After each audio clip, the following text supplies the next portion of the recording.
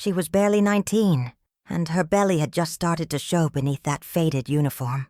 He didn't look up when she knocked. Mr. William Ashford rarely did. Tall, stern, with silver hair at his temples even at 43. He was the kind of man who thought silence made him powerful. And maybe it did. Once. In the courtroom. On the board. In the mansion where no one raised their voice unless they wanted to be fired. And so when Eleanor stood there, trembling slightly, her hands wringing the hem of her apron, he didn't even glance at her. "You're late," he said flatly, signing papers. "I'm sorry, sir," she whispered. "There was a doctor's appointment." That made his pen stop. He finally lifted his eyes. Dark, cold, intelligent. The kind of eyes that saw through people, not into them. "Doctor?" She hesitated. Then, with a bravery that wasn't loud, but was still something fierce, she said it. "I'm pregnant." He didn't ask how. He didn't ask who. He didn't even ask if she was okay. He just said, "You'll need to leave. Immediately." No raised voice. No cruelty. Just a clean, polished ending. As if she were a number. Not a girl. Not a mother-to-be. She nodded once, as if she'd expected it. But when she turned away, she did something she hadn't planned. She left something behind. It was small. Just a tiny folded paper towel, sealed with tape. Inside, a strip of ultrasound film. A black blur of a future. She tucked it beneath his crystal paperweight on the desk, and walked away before her tears could betray her. He didn't see it. Not then. Not for 17 years. But fate. Oh, fate has hands softer than we imagine, and stronger than we expect. And it never forgets. If you've ever felt like someone's story ended before it had a chance to begin, then sit here with me, sugar. Because this story, this one starts with a door slammed shut, and opens again where no one expected. The boardroom was colder than he remembered. Lucas had never been here before. Not really. But the place, Ashford Global HQ, was in all the papers, the magazines, the online write-ups about America's last real tycoon. Lucas had read them. All of them. Not because he admired the man, but because he needed to know exactly who he was about to face. He straightened his tie in the mirror across the elevator. His hands shook a little, not from nerves, but from something deeper. Something knotted in his chest for as long as he could remember. His mother had never said the man's name. She'd only called him the one who closed the door. But when she worked late shifts cleaning offices, Lucas stayed in the library, read, watched documentaries, learned. And once, when he was 13, he found it. A magazine tucked in a box of old things. Fortune, dated 2008. A silver-haired man with piercing eyes, leaning against a glass wall. William Ashford, the caption read. He builds, he breaks, he wins. Lucas never told his mother what he'd found. But from that day on, his ambition had teeth. He won scholarships, studied harder than anyone, spoke little, listened much. He didn't grow up with toys. He grew up with grit. And now, at 20 years old, dressed in a borrowed suit, he was walking into an internship interview. At his company, there were a dozen other candidates, some polished, some nervous, all smarter than him in theory, but none with fire like his. When he was called in, he didn't flinch. He stepped into the boardroom like a soldier walking into battle. And there he was, the man, older now, grayer, more weathered perhaps, but unmistakable, still powerful, still quiet. "Your name?" William asked without glancing up. "Lucas Moreno," the boy answered, calm, clear, unshaking. There was a pause. The old man looked up. Something flickered in his eyes. He tilted his head slightly, then said, "You look familiar." Lucas didn't smile, didn't blink. "I should," he said softly, and placed a folded piece of ultrasound film on the glass table, the same one his mother had once left behind. William Ashford did not move, not even when Lucas added, gently, but with a quiet weight, "I believe we met 17 years ago. You don't remember me, but I remember everything." And before William could answer, the assistant knocked on the door. "There's been a situation downstairs," she whispered. "And the past, my dear. Well, it has a way of knocking louder than the present." William didn't say a word, not when Lucas laid down the ultrasound film, not when the assistant whispered about a situation, not even when the room emptied out and the door clicked shut behind them. He just stared, And Lucas, he stayed standing, like a boy holding the last thread of a story only he knew the ending to. Finally, William rose from his chair. "Come with me," he said. They didn't speak in the elevator. The ride down to the lower floors felt longer than the years between them. Lucas glanced at the man beside him. This millionaire, this stranger, this ghost of his mother's silence. William's jaw was tight, his eyes unreadable. But there was a tremor in his fingers, barely there. But enough. They stopped at a door marked Archives. Behind it, dust, silence, and boxes older than Lucas. William opened one, then another. He moved like a man digging through time itself, and then he found it, a box labeled Staff 2007. Inside, paperwork, contracts, old schedules, employee files from long before the company had gone public. He pulled out a yellow folder. Elena Moreno. His hand paused on the name, as if saying it, thinking it, burned. He opened it. Inside, a scanned ID photo, a resignation form signed in shaky pen, a note from HR saying, "Voluntary departure." But the truth hung in the margins, in the silence. And at the very bottom of the file, an envelope, still sealed. William stared at it. Lucas did too. "I never opened this," the man said quietly. I just assumed." He didn't finish. Maybe he couldn't. With trembling fingers, he broke the seal. Inside, a single note, written in a girl's hand. Simple, honest. "I don't expect anything. I just want you to know. He exists, and he deserves better than secrets." It was dated November 17th, 2007, the day she was let go. Lucas looked away. Not because it hurt, but because it was too much truth in too small a room. William folded the note carefully, almost reverently. Then, after a long silence, he said, "I didn't know." But Lucas didn't reply. He just turned toward the door. "Wait," William said. Lucas stopped. And then, barely above a whisper, like a man who hadn't said this to anyone in decades, William asked, Does your mother hate me?" Lucas's voice was steady. "She doesn't talk about you at all." And then he left the room. But what William didn't know was that Lucas had read the note before, many times, because his mother had left a copy in the back of a journal she kept locked in a drawer. And that journal had a name in it Lucas had never dared to say out loud, until now. And that name was about to surface again in a place no one expected. "Shall I keep going, love?" 3 towns away, in a little yellow house with peeling paint and wild daisies in the front yard.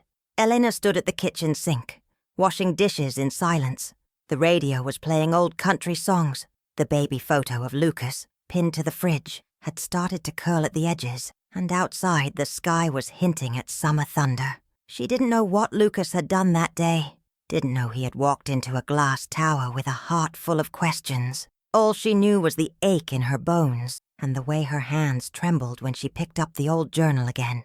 It had been years since she opened it, but something about that day pulled her back, like a thread tugging softly from the past. She ran her fingers over the cover. Leather, worn, still smelling faintly of the motel room where she used to scribble after long shifts. Back then Lucas was just a baby, and the world was cruel, but he had never cried the way she did. Inside the journal, pages of letters she never sent, to Lucas, to herself, and to a man who never wrote back. She found the last page she'd written, dated on Lucas's first birthday. "You probably forgot I ever worked for you, but I didn't forget your silence. Still, I forgive it. Not because you asked, but because I want my son to grow without bitterness in his blood." She closed the book. Then the doorbell rang. She wasn't expecting anyone. Not out there, where folks kept to themselves. She dried her hands on her apron and peeked through the curtain. A car, black, expensive, and standing beside it, a woman in a business suit, neat, stern, polished. Elena opened the door cautiously. "Yes, Miss Moreno?" the woman asked. "My name is Judith Keller. I work for Ashford Global." Elena's heart stopped for a breath. "I'm here on behalf of Mr. William Ashford." Elena didn't say anything. Judith looked around, then gently added, "He'd like to speak with you, privately, if you're willing." Elena stepped back, not in fear, but in something deeper, like the earth shifting beneath old roots. And then from the back hallway, a voice. "Mom?" Lucas. He was home early, and in his eyes was something she hadn't seen in him since he was little. Hope, but also something else. A question she wasn't sure she was ready to answer. And behind Judith's back, there was another envelope, sealed, with Eleanor's name on it. The living room was quiet, but not the kind of quiet that comforts. It was the kind that waits.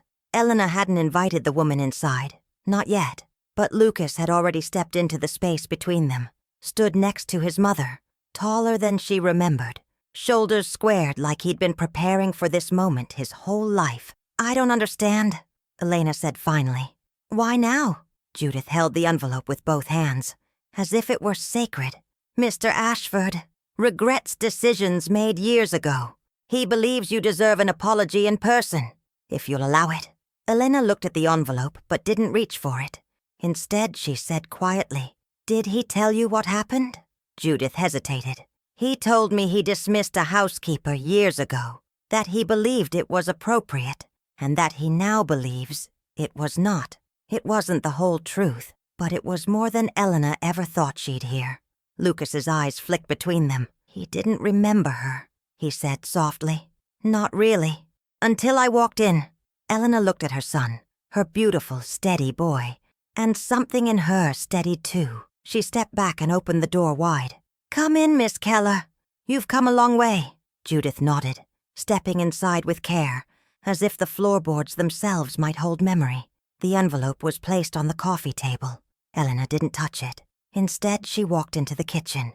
Lucas followed her, leaning against the doorway. "He didn't ask for me, you know," he said. "I went on my own, applied without telling you." Elena kept her back to him, rinsing a cup she didn't need to clean. "I figured you might someday," she said. "You're too smart not to go looking." She turned then, drying her hands. "I just hoped, if it happened, you'd find answers, not more wounds." Lucas stepped closer. "I found a man who doesn't know what to do with the past, but who couldn't look away from it anymore either." "A beat," then he added. "And I think he's more scared of you than you ever were of him." That made her smile, just barely. They went back into the living room. Elena picked up the envelope, opened it slowly. Inside, not money, not papers, just a letter, written in William Ashford's hand. "Elena, I am not asking for forgiveness. I'm asking for the chance to see the truth of what I did and what I didn't. I sent you away without a second thought. But you gave me a son I never met, and I am ready to meet both of you, if you'll let me. I will wait. W."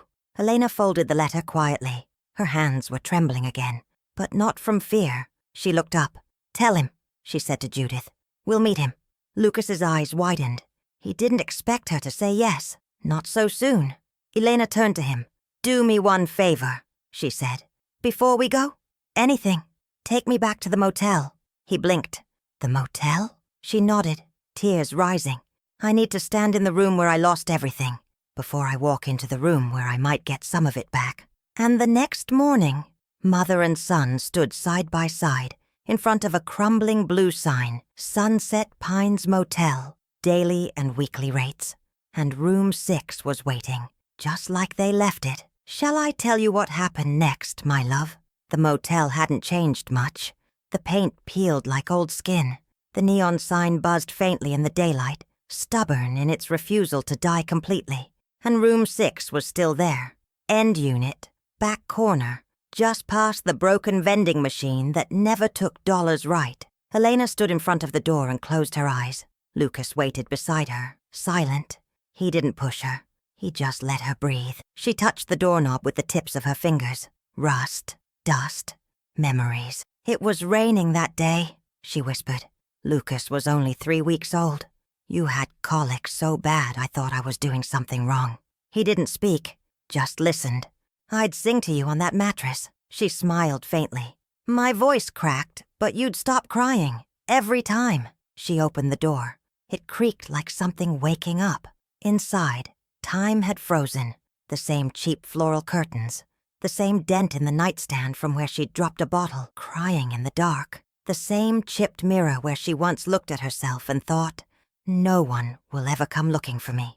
Lucas walked in slowly, looked around. "I was born into this," he said softly. "No, she corrected gently. You were born through it, and then you carried us out. She sat on the edge of the bed. The springs groaned under her. I came back because I needed to remind myself of the girl I was, the one who left that envelope behind. Lucas sat beside her. She reached into her purse, pulled out a second envelope, same handwriting, sealed. I wrote him again, she said. Just once, 2 years after you were born. I never mailed it. She handed it to Lucas. Would you give it to him? Lucas took it carefully. What's in it?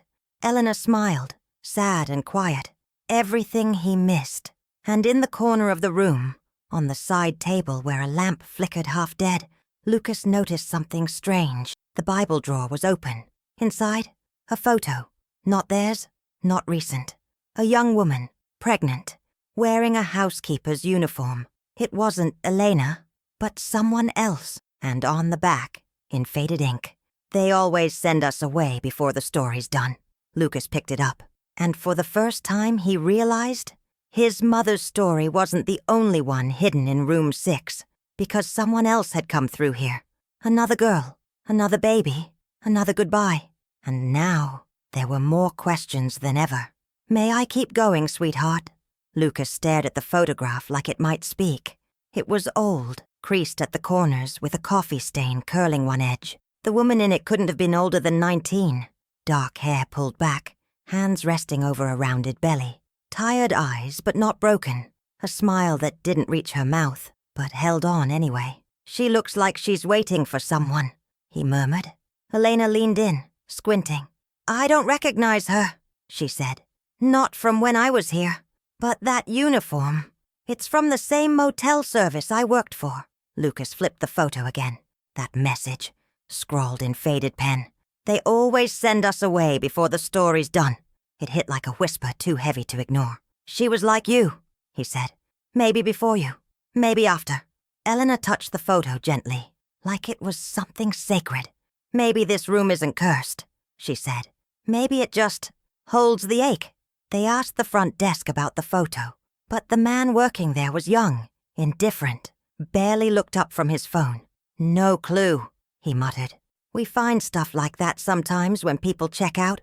Cleaners toss it in the drawer. Nobody ever comes back for it. But Lucas slipped the photo into his jacket pocket.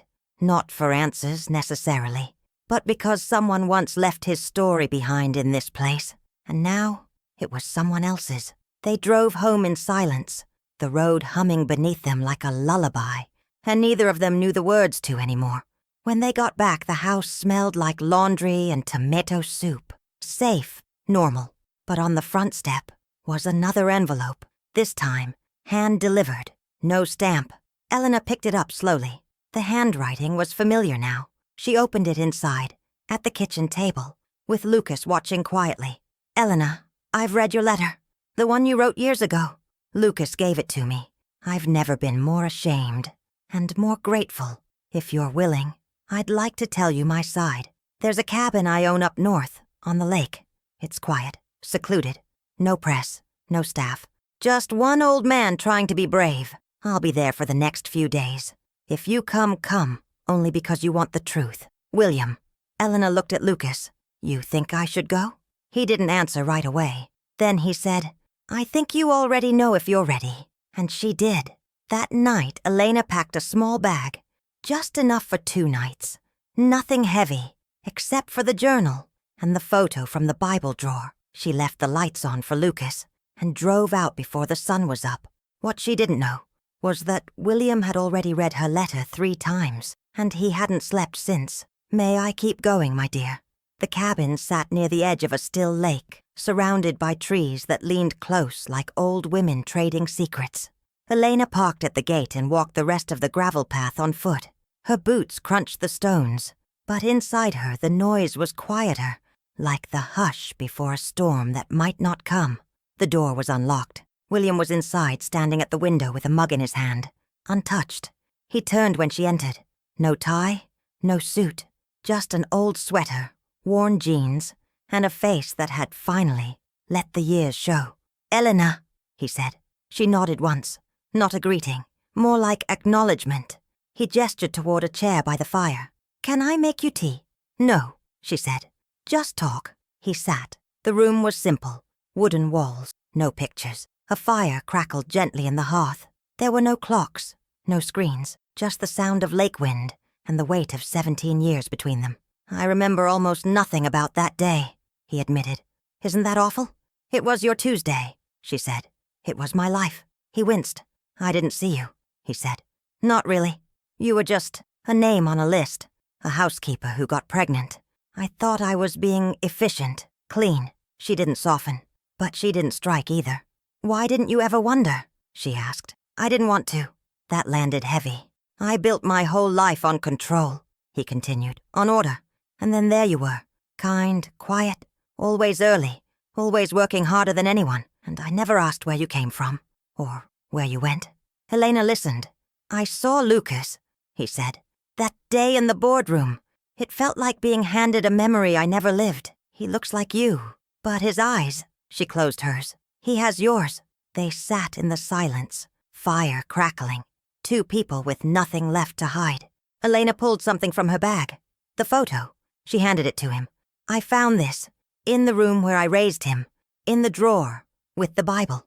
William stared at it. He turned it over, read the note, and then something broke in his expression. Not loud, not dramatic, just broke. He looked at Elena. She was mine, he said. Elena's breath caught. What? She was the first, he whispered. Before I met you. She was a maid, too. 19.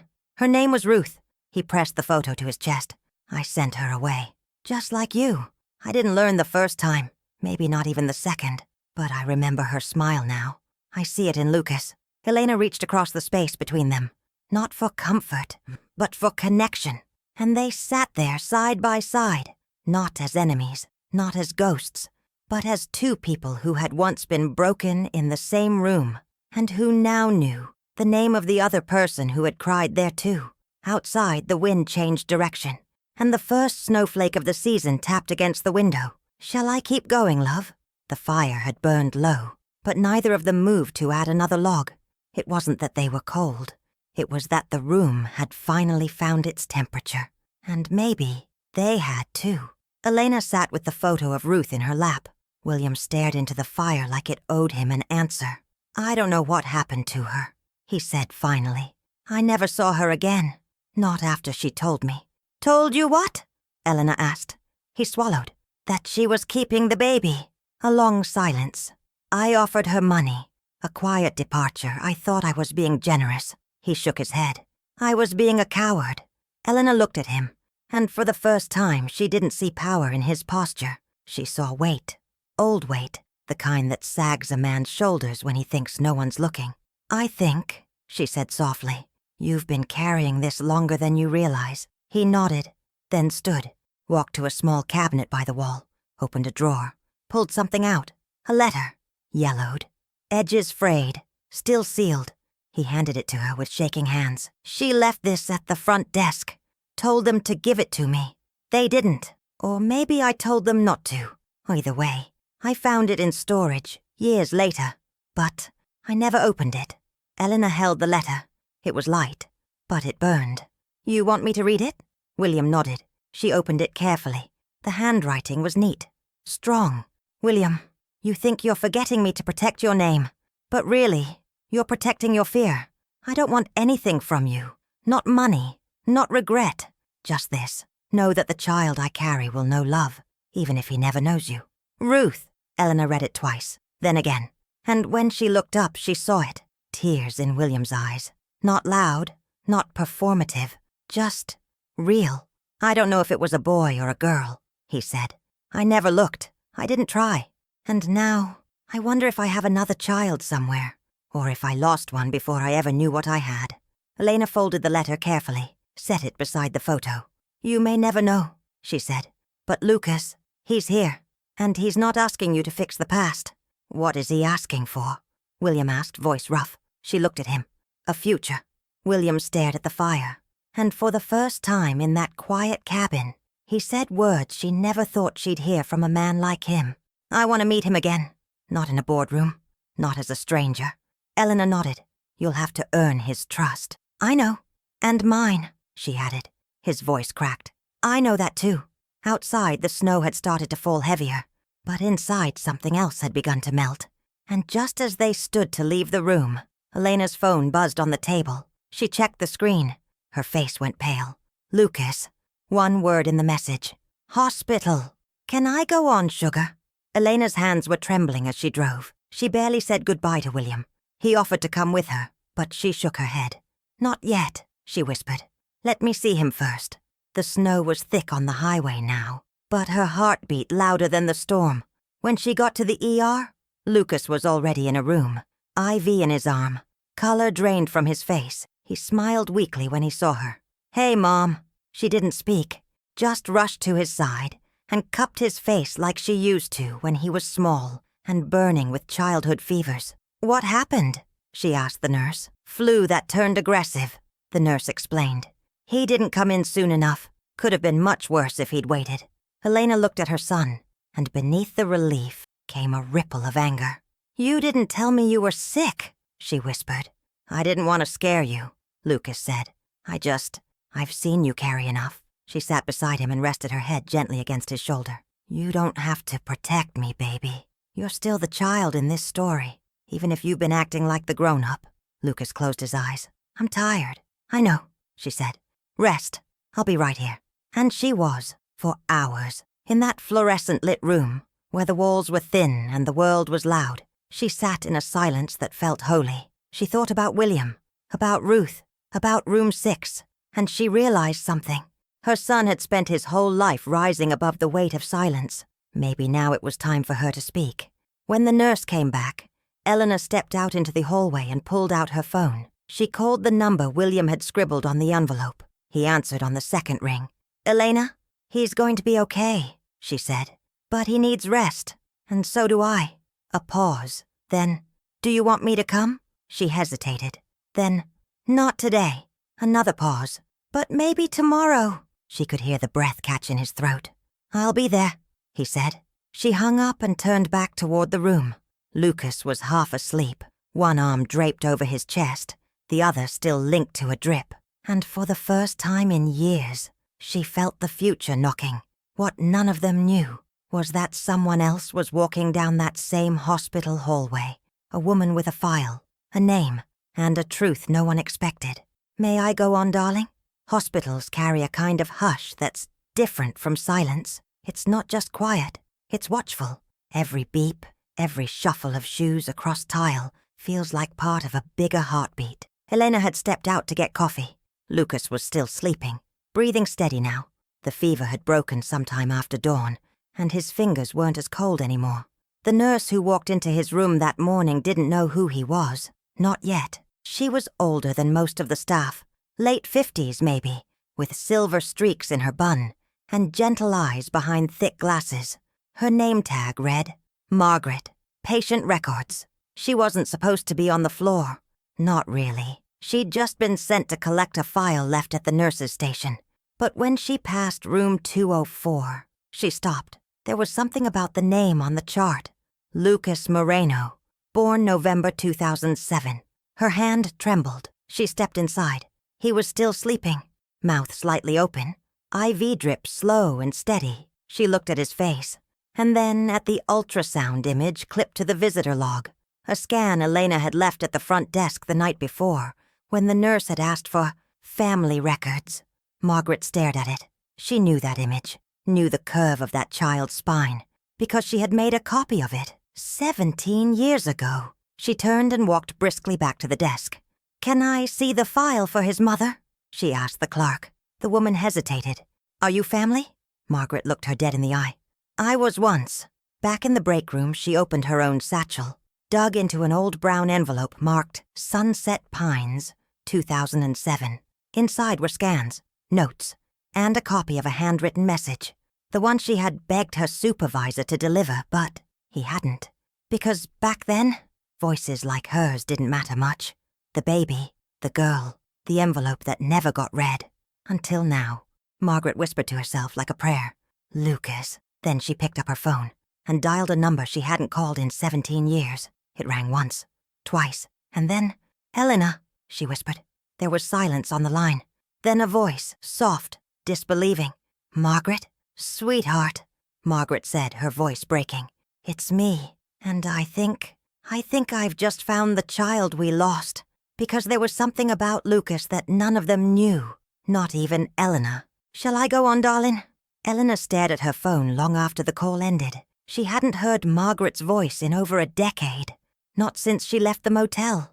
Not since that last night, when she'd been crying in the laundry room, holding baby Lucas and shaking like a leaf. Margaret had been her only friend back then. Not a boss, not just a nurse, a woman who saw her. And then one day, she was gone. Eleanor never knew why. Now she did. She hurried back to the hospital room.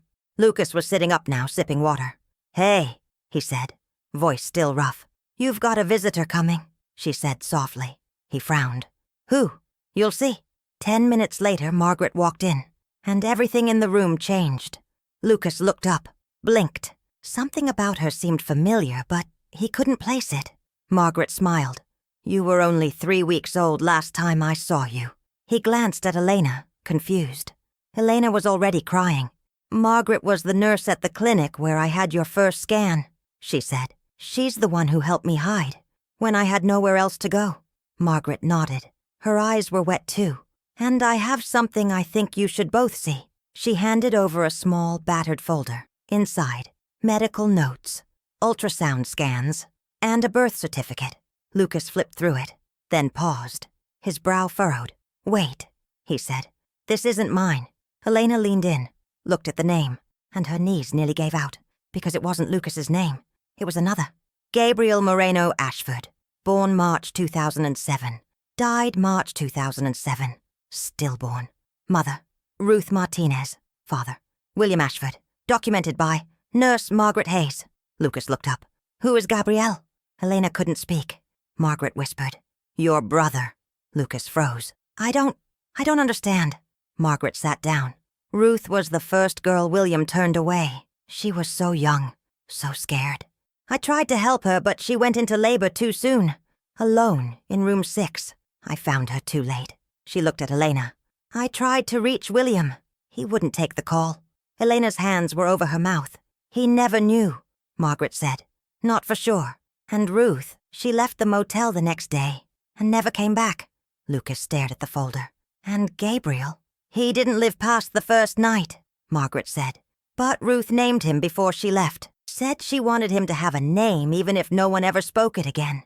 And for the first time, Lucas felt something he hadn't before.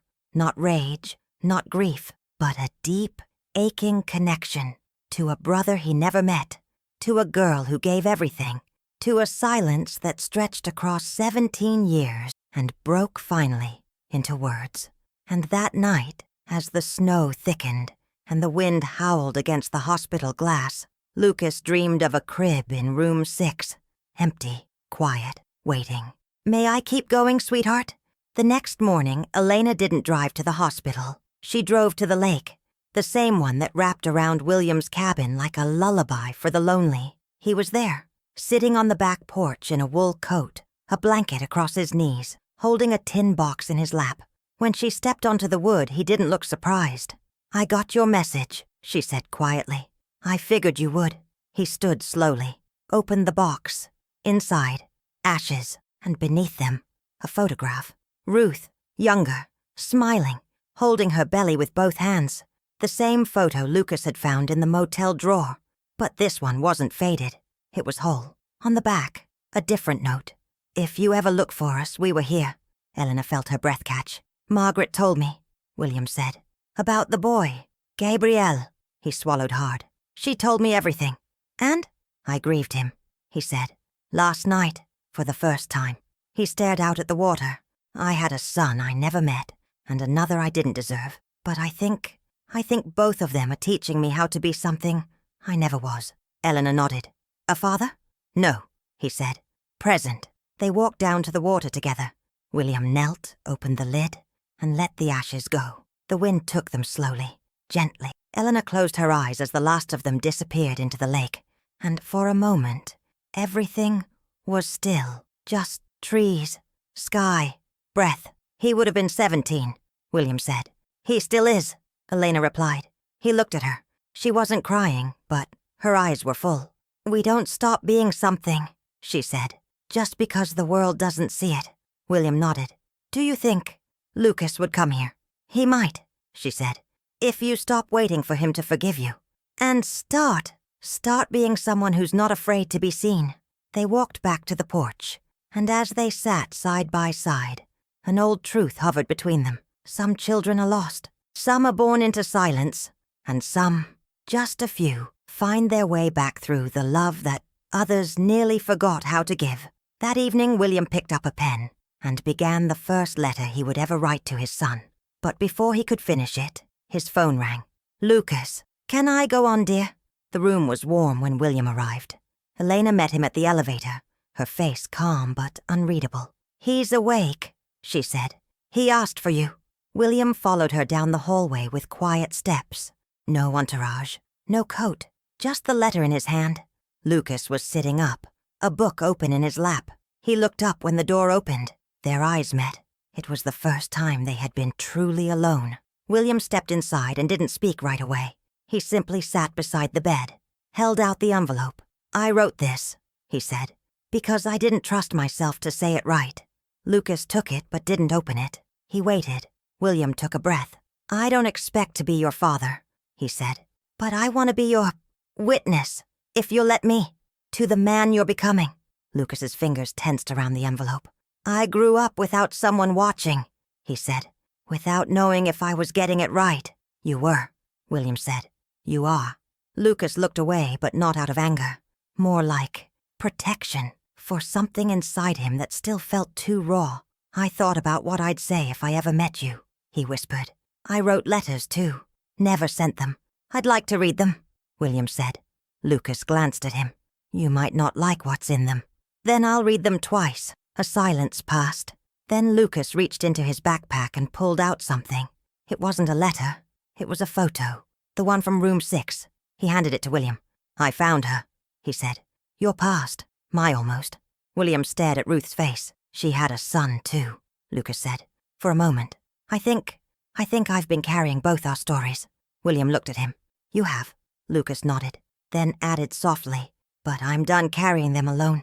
And William leaned forward, not to fix, not to explain, just to be there. He placed one hand on the side of Lucas's head, the way a father does when words are too small. And Lucas didn't pull away. Not this time. That night, Elena stood in the hallway watching through the window. She didn't interrupt. She just smiled. Because some stories don't end with fireworks. They end with quiet and connection and two people who finally know the sound of each other's breathing. And just before the lights dimmed for the night, Lucas whispered something William had never heard before. Good night, Dad. 3 weeks later, spring arrived quiet in the hills. Not all at once, just a slow thaw. A crocus pushing through frost, a porch swing moving gently without wind. Elena stood on her porch, holding a coffee mug with both hands. She watched as Lucas pulled into the driveway. He wasn't alone. William stepped out of the passenger side, holding a pie. Peach by the smell of it. Lucas walked ahead, whistling. How'd it go? Elena asked, smiling as they came up the steps. Pretty good, Lucas said. I think he's figuring out how to use a debit card. William chuckled. Small victories. Elena led them inside. The house smelled like cinnamon and fresh laundry. Sunlight spilled across the kitchen floor in long, soft strips.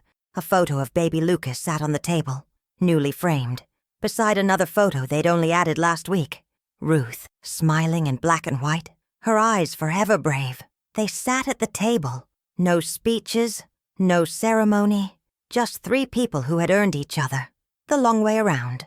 William looked around the house, humble, lived in, full of breath and old stories, and said, I never imagined myself here. You imagined yourself alone, Elena said gently. He nodded. And I built a life to match that imagination. Lucas broke the silence. I've been thinking about going back to room 6. Elena tilted her head. Why? Because that room was never just about where you lost everything, Mom. He looked at both of them. It's where I started, and maybe where something new could start too. William leaned back, thoughtful. I could buy the place, he said slowly. Fix it. Turn it into something else. Lucas smiled. Like what? William shrugged. A place where no one gets sent away. Elena touched his hand. Call it Second Cradle, she said. And in that moment, there was peace. Not because everything was solved, but because nothing was hidden anymore. They spent the rest of the afternoon together, talking, laughing, crying a little, when the pie turned out burned on the bottom, but sweet in the middle. Later that evening, when William left, he hugged Lucas for the first time. Really hugged him.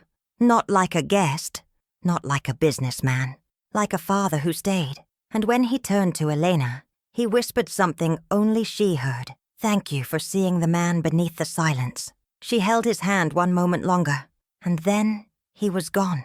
Lucas stood beside her, watching the tail lights disappear down the road. Do you think it'll last? He asked. She didn't answer right away.